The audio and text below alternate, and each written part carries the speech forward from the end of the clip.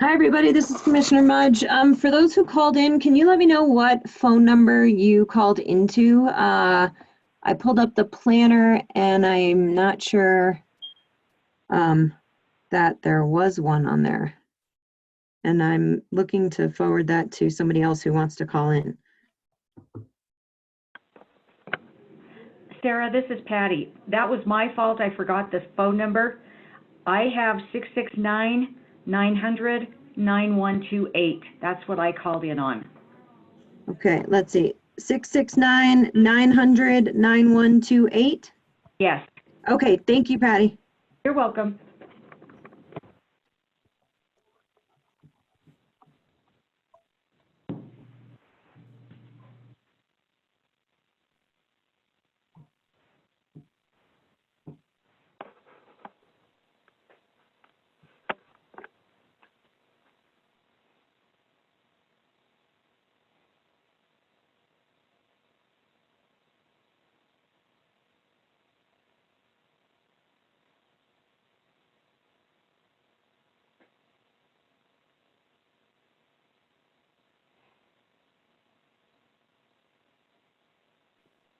Okay, give us just another couple of minutes. I apologize.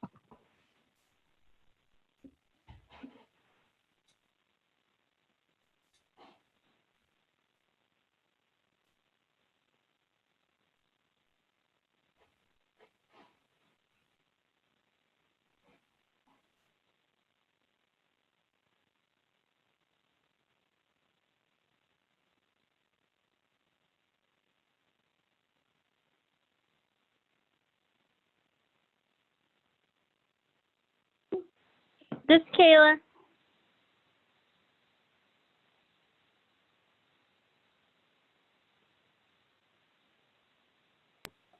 Hi there, Kayla. Hey, how's it going? Good. I haven't started the meeting yet. Just waiting for you to get on and ask everybody to give us a couple minutes here. Okay.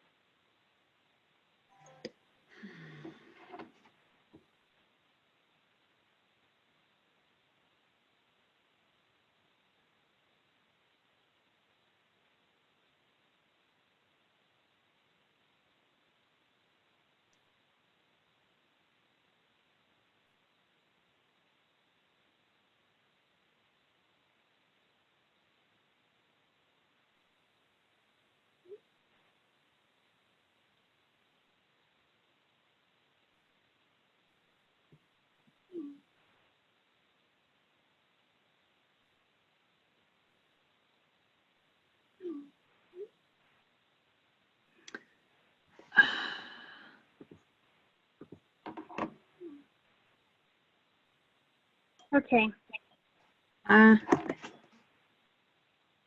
Okay, so hold on just a second here. We'll start in about 2 or 3 minutes.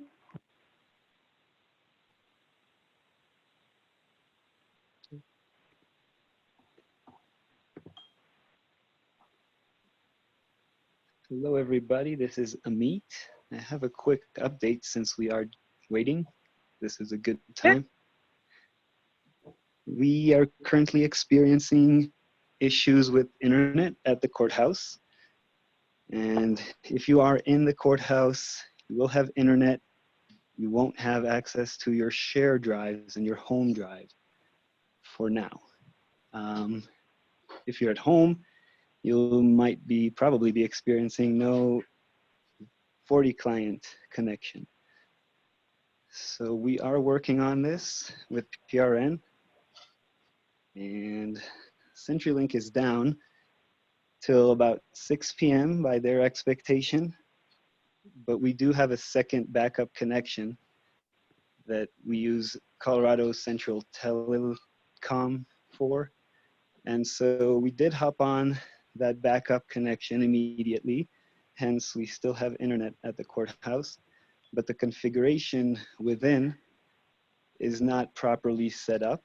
So we are now setting it up correctly, and then VPN should resume, and then also access to the files will also be available. Just hang in there, probably half an hour I'm expecting, maybe an hour if they run into more issues, but I'll keep updating. Thanks, Amit. Sure thing.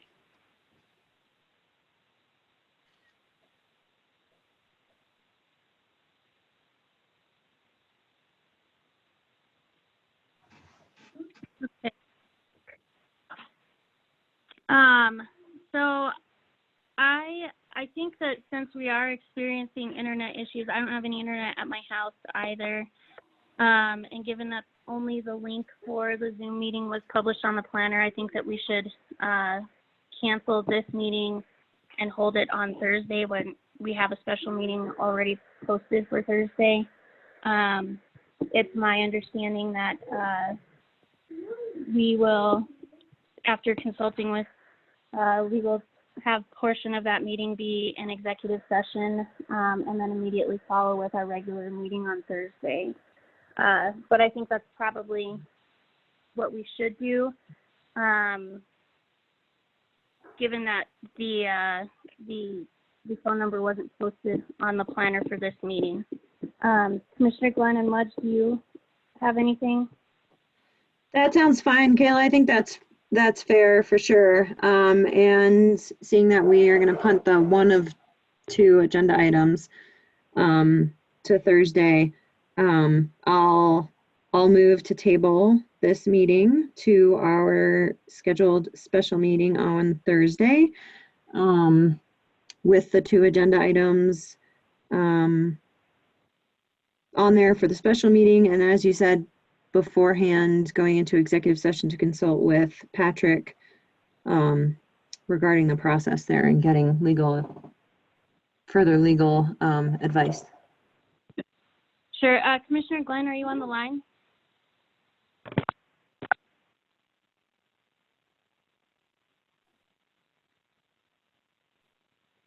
Commissioner Mark, Glenn? I think you might have just muted yourself instead of I thought Mark was on the line.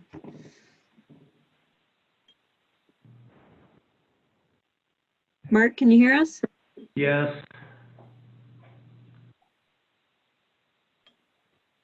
Can you hear me? Yes, we can hear you.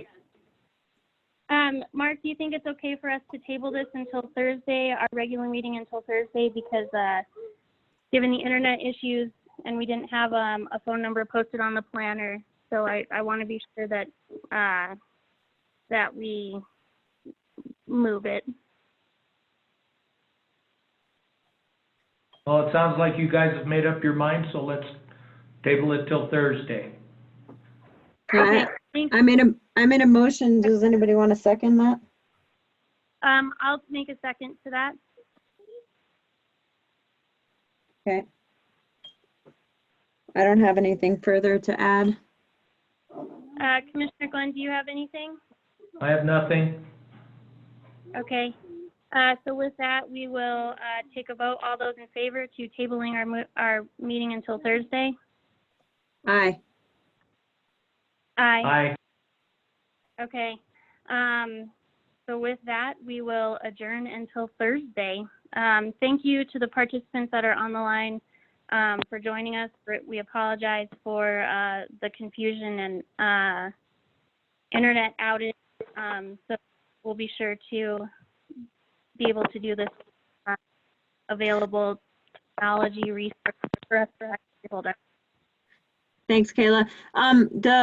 Kayla, have you or Pat and Patty, and since Amit is on here too, can we get maybe, or be sure that we have coordinated best, maybe between Amit and the clerk to update all the info on the planners? Do we need to just have a quick conversation about how the communication is going there?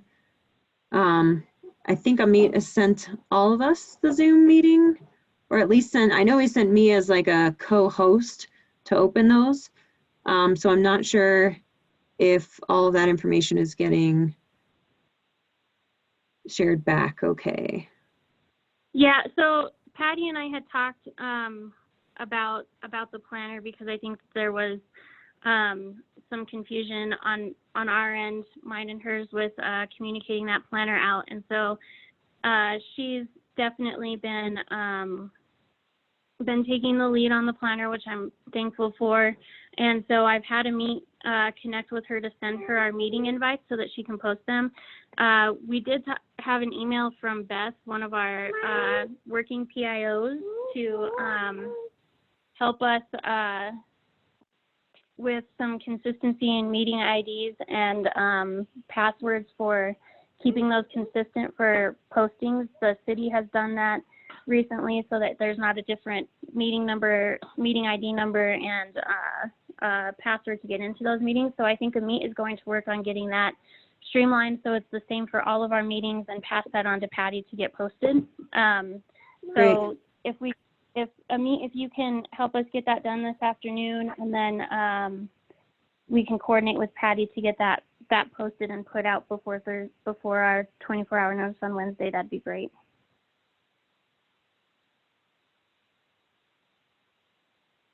Yeah, Meet here. I will definitely be setting up our personal meeting ID, which will be the same ID meeting number and the same password as long as we don't change it, for any meeting that you choose.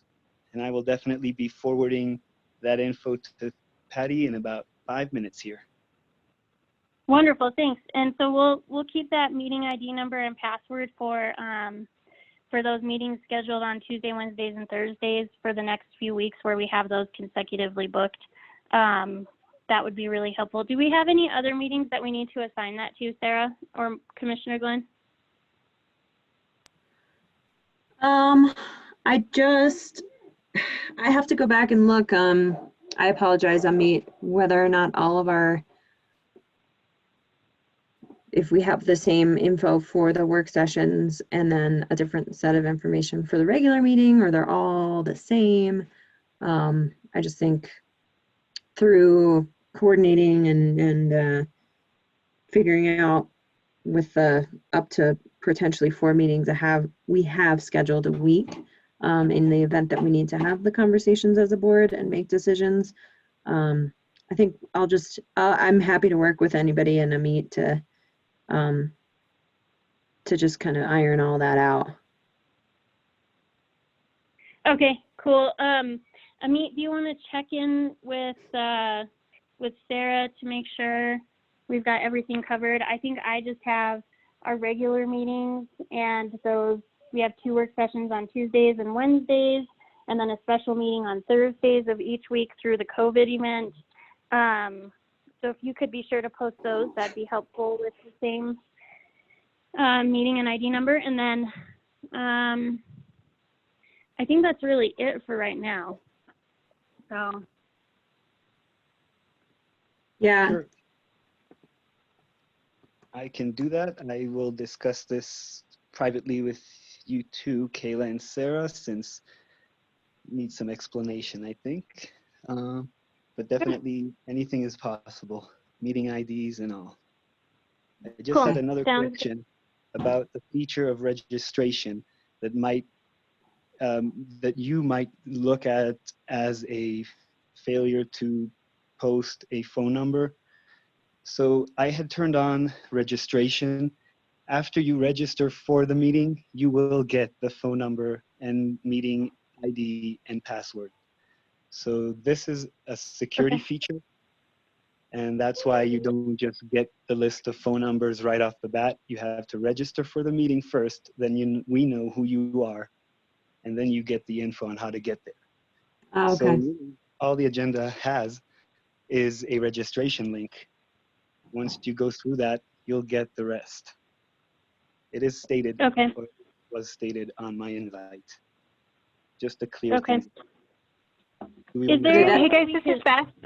Can I just interject real Go ahead. fast? I think that that's a great way of addressing it. I do think that we need to take into account that there will be people who do not access it online, and having the ability to call in is going to be important without needing to go through that hoop, if that makes sense.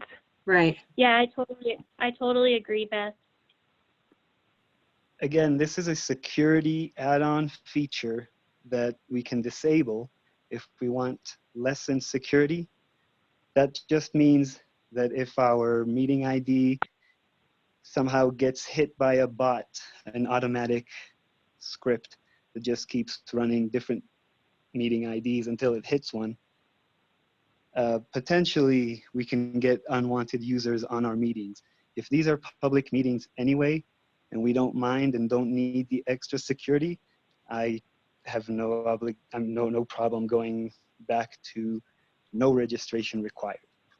I mean, how with the issues that other folks or agencies or counties have been having with the scenario you just kind of played out a little bit, is that registration piece the only way to do that? Or if there was something, how disruptive would a non-human, I guess, caller or whatever you're describing be in a meeting? And would we be able to tell that that was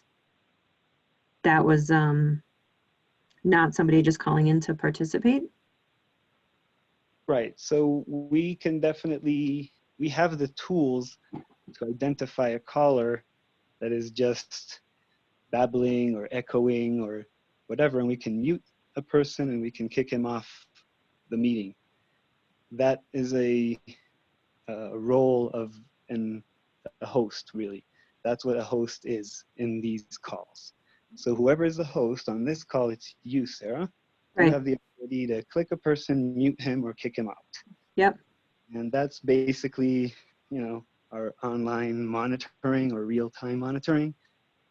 So we just don't have the piece behind the scenes where when registration is turned on right now, you can go into this meeting and see who registered to the meeting, what email he used to get the information for this meeting, and you have his name that he inputted. So without this registration piece, I don't know who Galaxy Tab 8 is. And apparently it's someone that's not naming himself. So I could tell if he was registered, but I can't tell if he wasn't registered. So I think most people get the agenda by mail or on a computer, maybe. And if that's not the case, and we do need just a number published, we can totally do that. We're just gonna have to keep our eyes open. And since we are a small county, not too many participants, we don't have to go through a list of 100 users that are currently in the meeting. Right. Makes things Right. a little Right. easier to monitor. Well, and Patty told me that she also faxes that agenda to several folks. So I think that it would be helpful for us to have that number on there, on her planner. And so I'm not sure where the disconnect happened with today's meeting, but I think that will be really important, considering the various methods that she uses to distribute to her distribution list. So I think that would definitely be helpful for us to have that call-in number listed on there and have that easy accessibility. I think we can ask folks when they come on the line, as we have done previously, to identify themselves, so we can rename them in our meetings, so we know kind of who's there, and so we give them ample opportunity for their comments and such. Sure. So registration will be turned off, no problem. Cool. So if you'll work with with Patty to get those changes done, and then we can get that planner redistributed out. That'd be great. Does anybody have anything else today before we adjourn until Thursday at 1 p.m.? Okay. All right. Commissioner Glenn, Commissioner Mudge, do you have anything else at this point? No, thank you. Okay. Commissioner Glenn, do you have anything? I have nothing. Okay. Cool. So we will adjourn at 1:20 until Thursday afternoon at 1 p.m. Thank you very much, everyone, for joining us today. We'll talk to you on Thursday. Thank you.